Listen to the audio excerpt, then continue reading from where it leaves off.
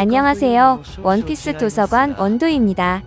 어쩌면 역사를 뒤흔들지도 모를 하나의 배신에 대해 이야기해 보려 합니다. 지금 전 세계 독자들을 열광시키고 있는 최종장. 그 혼란의 중심에는 사왕, 검은 수염 티치가 있습니다. 치밀한 계획, 압도적인 무력, 그리고 목적을 위해서라면 수단과 방법을 가리지 않는 잔혹함까지. 그가 이끄는 해적단은 겉보기에는 견고해 보입니다. 그들은 이익이라는 하나의 끈으로 묶여있는 것처럼 보이죠. 록스 해적단의 모든 것을 알고 나니 상당히 비슷하죠? 그런데 말입니다. 검은 수염 해적단 내부에서 아주 기묘한 균열의 징후를 포착했습니다. 록스 해적단을 멸망으로 이끌었던 배신자 왕직처럼 검은 수염에 무리에도 칼을 숨긴 배신자가 타고 있다는 제보였습니다. 그 배신자로 지목된 인물은 해군대장 출신의 쿠잔도, 악명 높은 죄수들도 아니었습니다. 바로 창백한 얼굴에 실크 모자를 쓰고 언제나 기묘한 탭댄스를 추는 남자, 라피트였습니다. 도대체 왜 팬들은 이 남자를 배신자로 지목하고 있는 것일까요? 그리고 그가 숨기고 있는 하얀 날개 뒤의 진실은 무엇일까요? 우리는 오늘 라피트라는 인물의 행적을 통해 그가 감추고 있는 출생의 비밀과 다가올 배신의 증거들을 추적해보기로 했습니다. 이야기는 25권, 아주 오래전으로 거슬러 올라갑니다. 성지 마리조아, 그곳에서 열린 칠무의 소집 회의에 뜬금없이 나타난 한 남자가 있었습니다. 그는 창문을 통해 침입했습니다.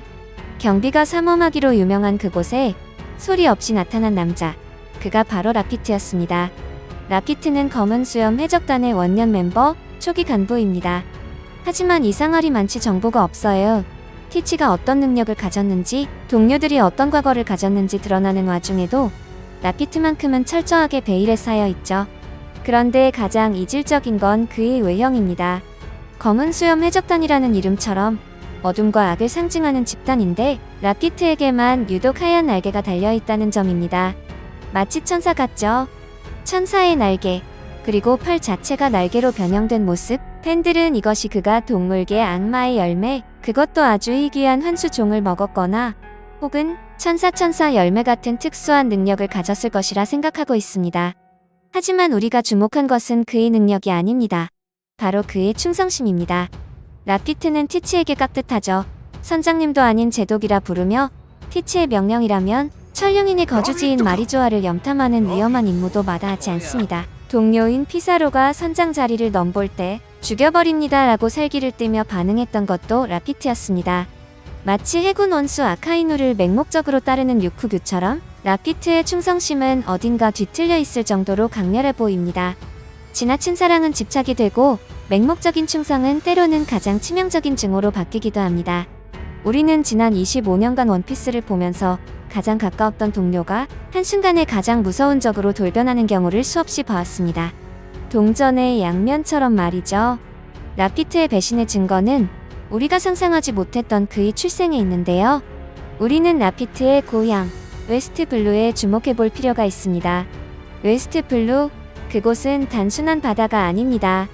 최근 원피스 연재분에서 밝혀진 충격적인 진실, 바로 천룡인들의 인간 사냥터이자 록스의 적단이 괴멸했던 갓벨리가 존재했던 곳이 바로 웨스트 블루였습니다. 샹크스의 출생 비밀이 밝혀지면서 웨스트 블루는 재조명받고 있습니다. 천룡인 피거랜드 가문의 핏줄인 샹크스가 마리조아가 아닌 웨스트 블루의 갓벨리에서 발견되었죠. 천룡인의 핏줄이라 해서 반드시 마리조아에서 나고 자란다는 법은 없다는 겁니다.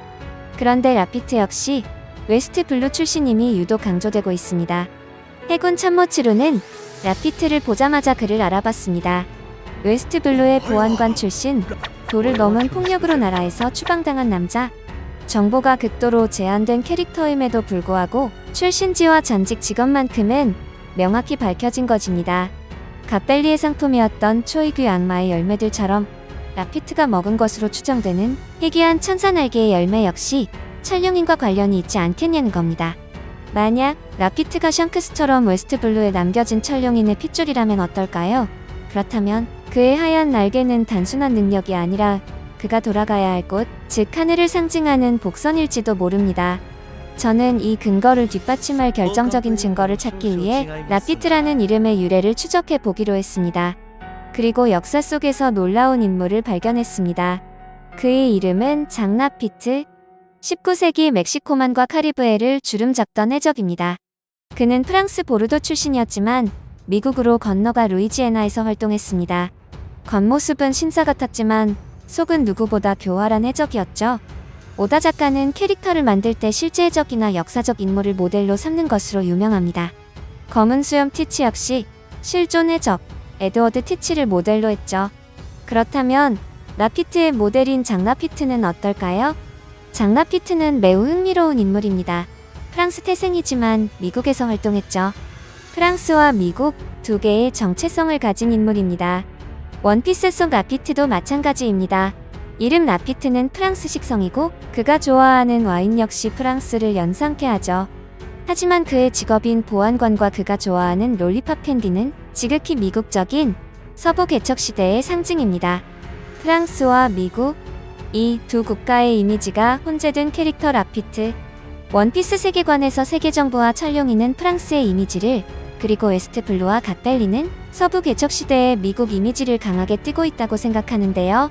이무라는 이름이 불교의 불자, 불란서를 뜻한다는 해석, 그리고 마리조아의 판게아성이 프랑스의 샹보르성을 닮았다는 점이 그 근거입니다. 반면 갓벨리는 보안관과 총잡이들이 나오는 서부극의 무대와 흡사합니다. 프랑스 태생이지만 미국으로 건너가 해적이 된 장 라피트, 찰룡인의 핏줄을 가지고 태어났지만 웨스트블루에서 자라나 보안관이 되고 결국 해적이 된 라피트. 이 소름 끼치는 평행이론은 무엇을 의미하는 걸까요?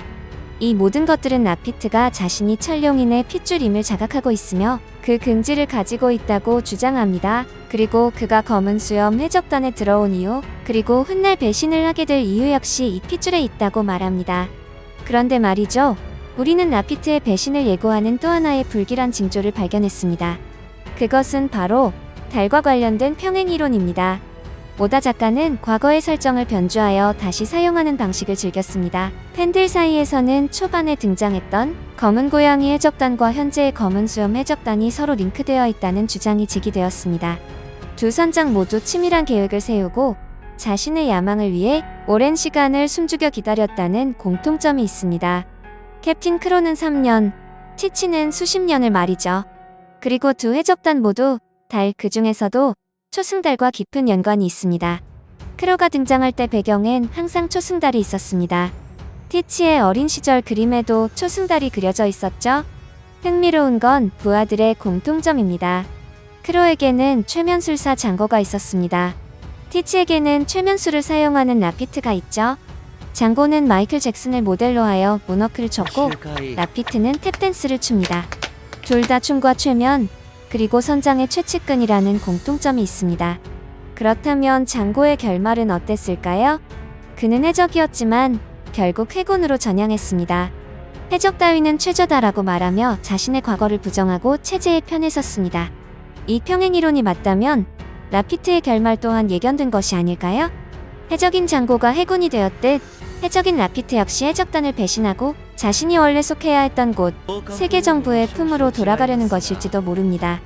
보안관이라는 직업, 서부 영화에서 보안관은 종종 악당들 틈에 섞여 있다가 결정적인 순간에 그들을 일망타진하거나 혹은 자신의 이익을 위해 악당을 배신하는 클리셰를 가진 인물입니다.